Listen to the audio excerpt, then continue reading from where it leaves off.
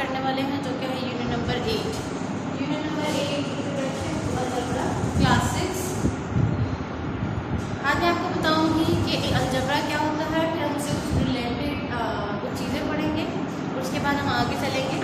अगर आप अपने बुक का पेज नंबर 87 ओपन करेंगे तो आपको एक स्टार्ट दिखेगा, जिसमें सबसे पहले फ्रंट में लिखा हुआ है अलजेब्रा। ठीक है, मैं आपको रीड करके बताती हूँ और साथ ही इसको इंट्रोडक्शन में समझाती हूँ। कहता है algebra is an important branch of mathematics. Algebra क्या है?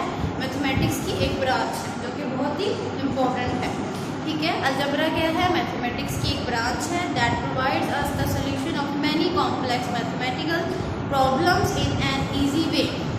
अलजेब्रा एक मैथमेटिक्स की ब्रांच है जो कि हमें क्या देता है?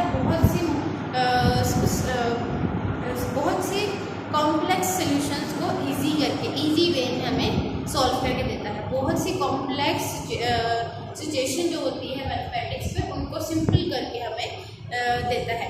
दोबारा से मैं आपको रीड करके बताती हूँ। That provides as a solution, ये हमें प्रोवाइड करता है solution of many complex mathematical problems. बहुत सी मैथमेटिकल प्रॉब्लम्स जो कि कॉम्प्लेक्स होती हैं उनको इजी करके हमें देता है।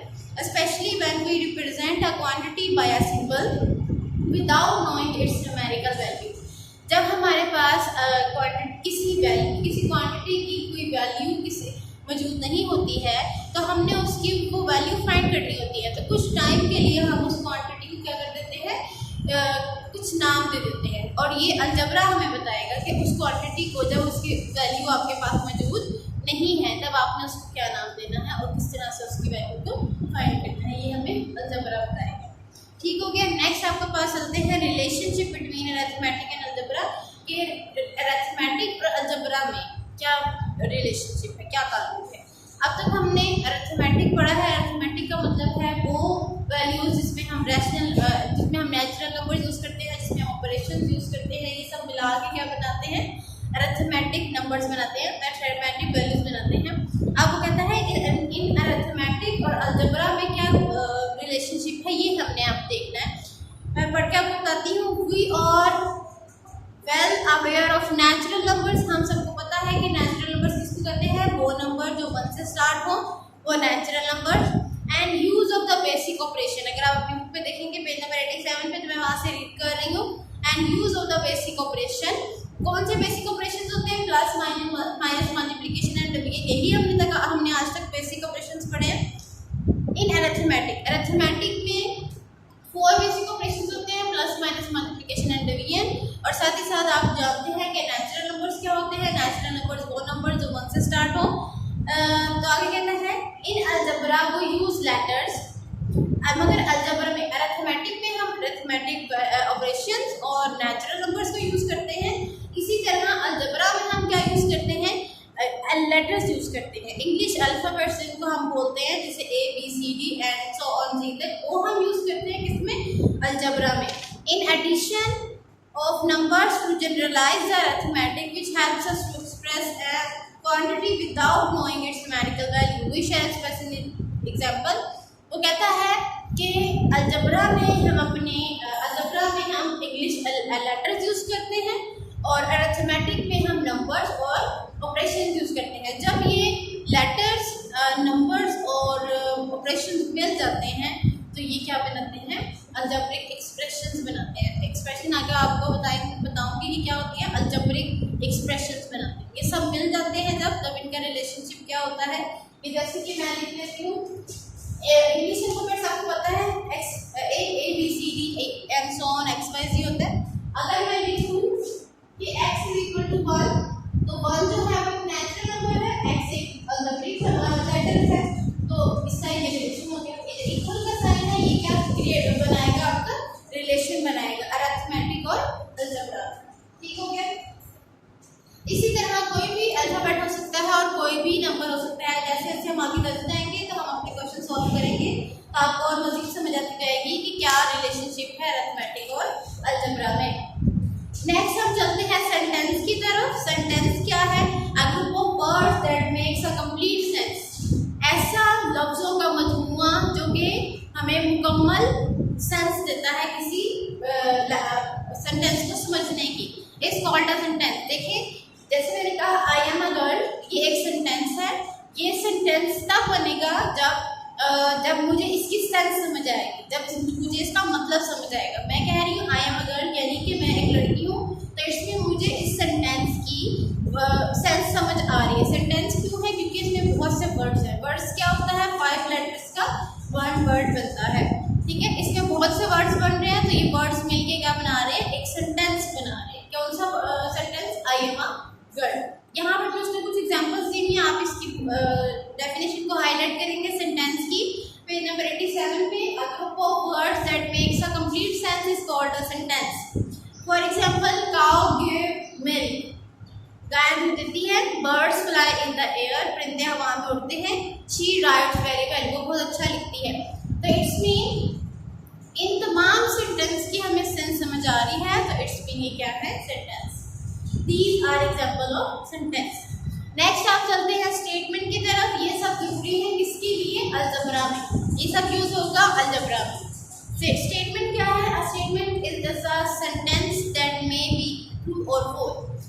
कहता है जो स्टेटमेंट है वो भी सेंटेंस ही है, मगर स्टेटमेंट में हम ये चीज डिसाइड करेंगे कि वो स्टेटमेंट, वो सेंटेंस जो है वो ट्रू है या फॉल्स। यानी कि सेंटेंस वो जिसकी सेंस समझ आ जाए, अब स्टेटमेंट वो जिसकी सेंस भी समझ आए, मगर वो सेंस समझ में आने के बाद वो सेंटेंस ट्रू है या फॉल्स, ये हमने डिसाइड करना है। जैसे मैं कहूँ आई एम अ बॉय, तो ये फॉल्स है। क्यों? क्योंकि मैं लड़का नहीं हूँ, मैं एक लड़की हूँ। तो it's mean I am a girl, ये एक ट्रू स्टेटमेंट है। आई एम अ बॉय, ये एक फॉल्स स्टेटमेंट है। सही हो गया। अब यहाँ पे कुछ एग्जांपल्स हैं। Karachi is in the Punjab. अब क्या पॉसिबल है? कराची पंजाब में है, you know very well, so it's a false statement. Mango is a fruit, you know very well, सब जानते हैं कि मैंगो फ्रूट है, तो इट्स मीन वो सही कह रहा है, तो ये ट्रू स्टेटमेंट। थैंक यू, अब थैंक यू किसको हम कह रहे हैं, कौन किसको कह रहा है, कुछ समझ नहीं आ रहा, तो इट्स मीन ये ना ही ट्रू स्टेटमेंट है ना ही फॉल्स स्टेटमेंट है। इनके लिए, इस तरह की वर्ड्स के लिए, इस तरह के स्टेटमेंट के लिए हम ये सेंटेंस तो है मगर स्टेटमेंट ट्रू है या फॉल्स ये नहीं हमें पता, तो इट्स मीन हम इसके लिए अपना नया एक नेम रखा है, वो मैं आगे आपको बताऊंगी। यहाँ कहता है here 1 and 2 are statement but 3 is no. Now consider the following statement. आगे उसने कुछ और एग्जांपल दी है जिसका वो लिखता है 2 plus this is equal to this. क्या ऐसा पॉसिबल है? ये एक स्क्वायर शेप है, क्या ऐसा पॉसिबल है कि 2 एक नंबर है उसमें मैं ऐड करूँ एक स्क्वायर शेप और वो इज इक्वल टू i4? ऐसा पॉसिबल नहीं है। कभी भी शेप्स जो है नंबर्स के साथ ऐड नहीं हो सकती, ना ही ऐड हो सकती है, ना सब्ट्रैक्ट, ना मल्टीप्लाई, ना डिवाइड। तो इस तरह की स्टेटमेंट के लिए उसने एक आपको नेम दिया है, जो कि आप अगर पेज नंबर 88 की तरफ जाए, पेज नंबर 88 की तरफ, तो मैं आपको पढ़ने लगी हूँ। Out of the above statement we can't decide which statement is true. जब हम ये डिसाइड ना कर पा रहे हो कि हमारी स्टेटमेंट ट्रू है या false, and which is false until we get further information of square, triangle and circle, such types of statements are called open statement. Simple words में जैसे पीछे हमने पढ़ा थैंक यू, अब थैंक यू हम किसको कह रहे हैं, कौन किसको कह रहा है, हमें नहीं समझ आ रही, तो हम नहीं कह सकते कि ये ट्रू स्टेटमेंट है या फॉल्स। तो इस तरह के स्टेटमेंट्स को हम क्या कहेंगे? फॉल्स ओपन स्टेटमेंट कहेंगे। क्या कहेंगे? Open statement. इस तरह की स्टेटमेंट जिसमें शेप्स यूज की गई हो और नंबर्स के साथ, तो वो भी आपकी क्या कहलाएंगी? Open statement कहलाएंगी। कौन सी स्टेटमेंट ओपन होंगी? जिसमें आपको किसी स्टेटमेंट की सेंस समझ ना आ रही हो कि वो ट्रू है या फॉल्स, तो वो तीसरा नाम उसको दिया गया ओपन स्टेटमेंट। होप सो आपको समझ आ गई होगी। अब हम अपनी एक्सरसाइज यहाँ पे नीचे पेज नंबर 88 की तरफ वेरिएबल और कांस्टेंट की डेफिनेशन भी दी गई है। अब देखते हैं अलजबरा में वेरिएबल और कांस्टेंट क्या है। मैं आपको बताती जाऊँ, अलजबरा जो है वो किन चीज़ों से मिलकर बनता है? Variable, constant, exponent, coefficients. ये 4 चीज़ें जो है मेन हमारे अलजबरा को शो करती हैं। कौन कौन सी चीज़ें हैं? Variable, constant, coefficient and exponent. ठीक है, ये मैं बताऊंगी होती क्या है, अभी मैं आपको एग्जांपल के साथ बताती हूँ। यहाँ पर सबसे पहले हम डेफिनेशन पढ़ लेते हैं वेरिएबल और कांस्टेंट की। We have already learned that in algebra a letter of the alphabet is used to represent a number. A value here letter is called the variable, whereas number have defined fixed value are called constant। कहते हैं जैसे कि हमने पहले पढ़ा algebra में हम English letters use करते हैं, इंग्लिश अल्फाबेट्स यूज करते हैं, किसके लिए? वैल्यूज के लिए। तो इसमें जो इंग्लिश अल्फाबेट्स हैं जैसे कि A B C D and so on जी, ये क्या है आपके पास? वेरिएबल। इंग्लिश अल्फाबेट्स को हम अलजेब्रा में वेरिएबल का नेम देते हैं। इंग्लिश अल्फाबेट्स में हम अलजेब्रा में वेरिएबल का नेम देते हैं। जिस तरह से हमने नंबर्स को कहा नेचुरल नंबर्स जो 1 से स्टार्ट हो, जो 0 से स्टार्ट हो, होल नंबर नाम दिया हुआ है हमने नंबर्स को, इसी तरह से हमने अलजेब्रा में लेटर्स को भी वेरिएबल का नेम दिया है। जैसे कि ABCD and so on XYZ तक ये सब क्या है? वेरिएबल्स है। और कांस्टेंट क्या है? वो वैल्यू जो कभी चेंज ना हो सके। वेरिएबल का मतलब चेंज हो जाए, कांस्टेंट का मतलब चेंज ना हो सके। तो वेरिएबल वाली वैल्यूज यानी कि अल्फाबेट्स जो हैं English alphabets ABCD and XYZ, इनकी वैल्यूज चेंज हो सकती हैं, मगर कांस्टेंट वो वैल्यूज हैं जो कि चेंज नहीं हो सकती। कांस्टेंट वैल्यूज वो जैसे कि 0 1 2 3 4 ये कांस्टेंट कहलाएंगी, और English alphabets ABCD and XYZ ये वेरिएबल्स कहलाएंगे अलजेब्रा में। मैं आपको यहाँ पे एक एग्जांपल देती हूँ। 4x²। यहाँ पे मैंने लिखा है स्टेटमेंट, ये मैंने एक्सप्रेशन लिखा है 4x²। अब 4 यहाँ पे आपको एक नंबर लग रहा है, x आपको एक अल्फाबेट लग रहा है, ये 2 भी एक नंबर ही लग रहा है, मगर मैं आपको बताती जाऊँ ये x यहाँ पे अलजेब्रा में क्या है? वेरिएबल। x क्या है? वेरिएबल। ये 4 यहाँ पे क्या है तो कांस्टेंट। तो कांस्टेंट हमें लग रहा है, मगर क्योंकि ये नंबर x के साथ यानी वेरिएबल के साथ मल्टीप्लाई हो रहा है। मल्टीप्लाई कैसे हो रहा है? जिन दो वैल्यूज के दरमियान में कोई साइन नहीं होता, उनके बीच में मल्टीप्लाई का साइन होता है। सो मैं कहूंगी कि ये 4x के साथ क्या हो रहा है? मल्टीप्लाई। जब कांस्टेंट नंबर वेरिएबल के साथ मल्टीप्लाई हो रहा हो, जब कांस्टेंट नंबर वेरिएबल के साथ मल्टीप्लाई हो रहा हो, तो वो नंबर क्या कहलाएगा? कोएफिशिएंट। क्या कहलाएगा? कोएफिशिएंट कहलाएगा। और ये इंग्लिश अल्फाबेट क्या कहलाएगा? वेरिएबल। और जिस वेरिएबल के ऊपर जो पावर होती है, पावर आपको पता ही होगा, पावर हमेशा ऊपर होती है। किसके ऊपर होती है? वेरिएबल के ऊपर होती है, किसी नंबर के ऊपर होती है। इस यहाँ पे वेरिएबल के ऊपर पावर है, तो इस पावर को हमने एक्सपोनेंट का नाम दिया है। एक्सपोनेंट का नाम दिया है। सही हो गया? और ये +2 आ रहा है, ये प्लस क्या है? ऑपरेशन। ये प्लस क्या है? ऑपरेशन। और ये 2 क्या है? क्योंकि 2 एक सिंगल है, इसके साथ कोई वेरिएबल नहीं है। जब इस 2 के साथ कोई वेरिएबल आ जाता तो ये 2 कोएफिशिएंट था। इस तरह से ये 4 वेरिएबल के साथ आ रहा है, तो ये कोएफिशिएंट है, मतलब ये 2 बिल्कुल सेपरेट है, तो इसलिए हम इसको कांस्टेंट कहेंगे। इसको क्या कहेंगे? कांस्टेंट कहेंगे। होप सो आपको बहुत अच्छे से समझ आ गई होगी। अब मैं अपनी एक्सरसाइज की तरफ चलती हूँ। एक्सरसाइज 8.1 का क्वेश्चन नंबर 1 आपने बुक के ऊपर ही सॉल्व करना है, क्योंकि इसमें हमने जस्ट ये बताना है कि कौन सी स्टेटमेंट ट्रू है, कौन सी स्टेटमेंट फॉल्स है और कौन सी स्टेटमेंट ओपन है। Separate the true, false and open statement. 5 is a natural number, सब जानते हैं 5 जो है वो नेचुरल नंबर है। यू नो वेरी वेल, 5 जो है वो नेचुरल नंबर है। मैं यहाँ पे मेंशन भी कर देती हूँ। एक्सरसाइज 8.1 का क्वेश्चन नंबर 1 हम स्टार्ट करते हैं। क्वेश्चन नंबर 1 आपने बताना है कि कौन सी स्टेटमेंट ट्रू है, कौन सी फॉल्स और कौन सी open. 5 is a natural number, सब जानते हैं कि 5 नेचुरल नंबर है, तो इसमें ये ट्रू स्टेटमेंट है, तो आप लिखेंगे नंबर सेकंड आपके पास मौजूद है 5 + 4 - 2 = 6 + 8 / 2। यहाँ आप देखेंगे, मैं आपको सॉल्व करके बताती हूँ। सॉल्व करके बताती हूँ। 5 + 4 - 2 6 + 8 / 2। इसको सॉल्व कर लेते हैं। 5 हमेशा पहले ब्रैकेट सॉल्व होती है। 5 + 4 9 9 - 2 6 + 8 कितने होते हैं आपके पास?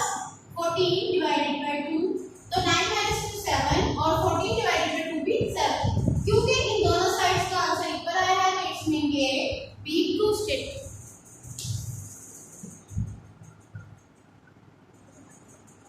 नंबर थर्ड क्या करेंगे? 9 इज अ प्राइम नंबर। जी, प्राइम नंबर्स कौन से नंबर्स होते हैं? वो नंबर जो सिर्फ 1 और अपने टेबल पे डिवाइड हो। मगर 9 एक ऐसा नंबर है जो अपने टेबल के अलावा भी किसी और टेबल में मौजूद है, जैसे कि 9 1 में भी आता है, 3 में भी आता है और 9 अपने टेबल में भी आता है। तो प्राइम नंबर तो वो नंबर्स होते हैं जो सिर्फ अपने और 1 के टेबल में है। तो इट्स मीन ये जो स्टेटमेंट है ये फॉल्स है, क्योंकि 9 जो है वो प्राइम नंबर नहीं है, फॉल्स हो गया। नंबर 4 देखिएगा, 8 divided by square is equal to 4। अब स्क्वायर शेप आ गई है, तो कोई भी शेप आएगी तो वो स्टेटमेंट क्या होगी, ओपन स्टेटमेंट। आप यहाँ पे ओपन स्टेटमेंट लिख सकते हैं। नेक्स्ट है 5 मल्टीप्लाई बाय ट्रायंगल, क्या ऐसा पॉसिबल है, is equal to 15 divided by circle. No, जब शेप्स आ जाएंगी जिस स्टेटमेंट में वो ओपन स्टेटमेंट होगी। नंबर 5 जी आपके पास ओपन स्टेटमेंट। जी नेक्स्ट 6 में -1 इज अ होल नंबर, क्या ऐसा पॉसिबल है। होल नंबर्स तो वो नंबर्स होते हैं जो 0 से स्टार्ट होते हैं और 0 के लेफ्ट की तरफ जाए तो वो होल नंबर है। 0 के ऑपोजिट साइड पे जाएंगे तो ऑपोजिट पे माइनस वाली वैल्यू होती है। 0 के लेफ्ट की तरफ ये देखिए 0 1 2 3 -1 -2 -3। 0 के बैक की तरफ जाएंगे तो माइनस, 0 से आगे जाएंगे तो पॉजिटिव। तो जो 0 से आगे की तरफ वाली वैल्यूज है वो होल नंबर्स है। तो होल नंबर्स में माइनस वाली वैल्यूज नहीं आती, नेगेटिव वैल्यूज नहीं आती, मगर यहाँ वो कह रहा है -1 इज अ होल नंबर, तो इट्स मीन ये फॉल्स स्टेटमेंट। नंबर 6 भी आपके पास फॉल्स स्टेटमेंट।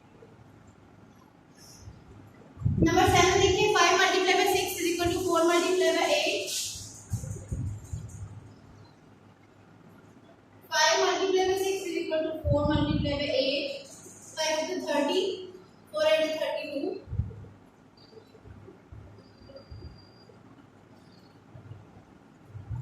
तो क्या ये इक्वल है, तो इट्स मीन जब इक्वल ही नहीं है तो ये फॉल्स स्टेटमेंट। नंबर 8 की तरफ हम चलते हैं।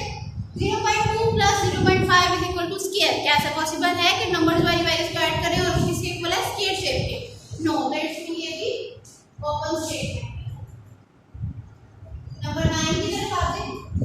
नंबर 9 में है 2 is the only even prime number. Even number वो नंबर्स होते हैं जो 2 के टेबल पे डिवाइड हो, और प्राइम नंबर्स जो हैं वो स्टार्ट ही कहाँ से होते हैं, 2 से। तो इट्स मीन वो सही कह रहा है कि 2 जो है वो इवन भी है और प्राइम भी है, क्योंकि 2 एक ऐसा नंबर है जो सिर्फ अपने और 1 के टेबल में आता है, इसके अलावा वो किसी नंबर में नहीं आता। सो प्राइम नंबर में सिर्फ एक नंबर ऐसा है जो इवन है, वो है 2। तो वो इट्स मीन सही कह रहा है, तो इट्स मीन कि क्या है, ट्रू स्टेटमेंट।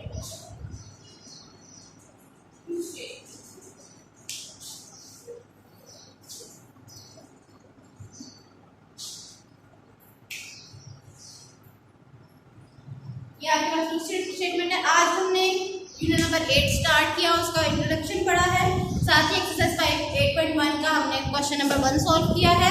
आपने क्या करना है, डायरी में learn concept of page number 87 plus 88, इन्हीं कॉन्सेप्ट को जो मैंने आज आपको दिया है इन्हीं को आप दोबारा से रिवाइज करेंगे और लर्न करेंगे, और आपको और ज़्यादा अच्छे